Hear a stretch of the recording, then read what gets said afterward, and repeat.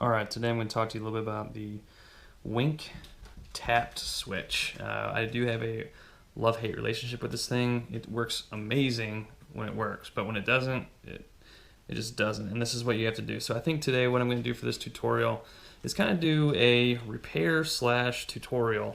So we're going to fix this one. I decided to go offline, which happens, I don't know, maybe once every couple months or whatever. I've noticed that it seems to happen more regularly when we lose power.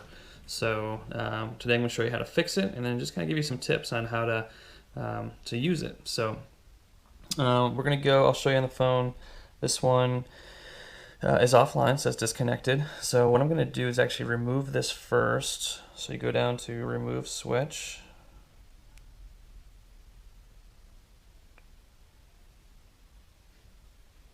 Okay, so sometimes it gives you a funky screen, but essentially what it should do is just actually just remove the switch. So we'll check and see that, and yes, it is removed. So after that, what we're going to do is actually click on these two buttons at the same time. So top, bottom, hold it down until it starts to blink.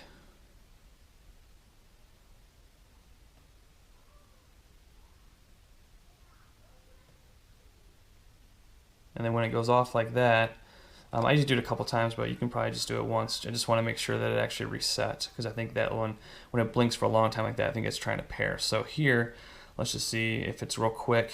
So now it looks like essentially it is basically just going to reset itself. So that's perfect. So essentially what I was trying to say there is hold it down, let it blink until it stops blinking, and that means it's reset. So what I'm going to do now is go downstairs, flip the breaker, actually flip the breaker for about 10-15 seconds, and then flip it back on, and then we'll start to pair again. So hang on, guys.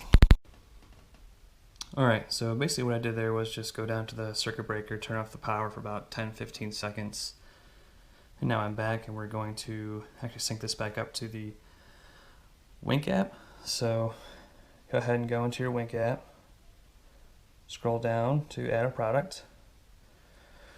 In Android, it's actually under, I believe, power.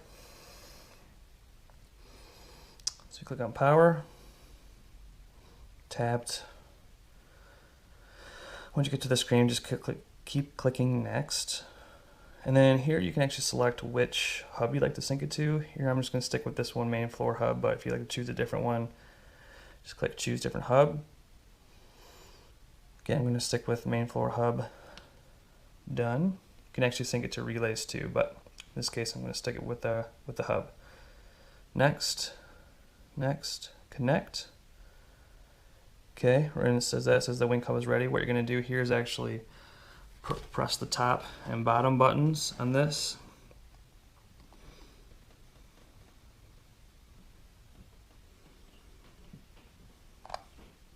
Okay, when it blinks fast and then slow, that means it's connected. So now we just wait.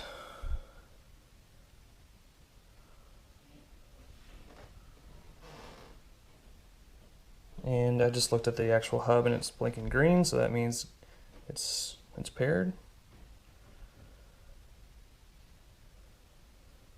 And now we just wait for this to show that there it is, success. So I'm going to name the switch. I'm going to name this one living room.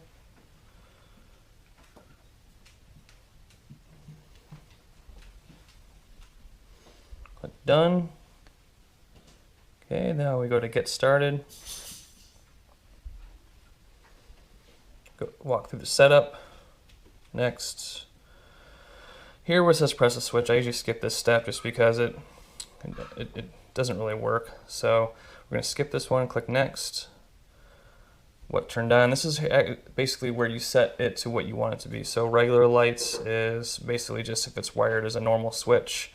Smart lights means that you would like it to sync to a smart bulb, and then nothing just will make it whatever default it's wired up to be. So in this case, I want it to be a smart light bulb. So hit smart, okay, and then just select whatever bulb you'd like. So since this is my living room, what I'm going to do is actually select the living room bulb.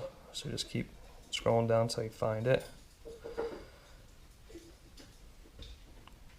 Okay, sometimes you get this awesome, unfortunately, Wink has stopped error, so we're gonna play this one by ear, see what happens.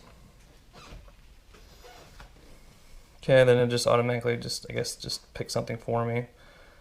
So if it got it, just keep going through. So some of the bugs you get when you are living in a smart house, I guess. So here's where we'll actually set it then. Under assign lights, this will by default make it a smart switch if you go ahead and select the lights. So we're going to scroll down, you find living room, check, done.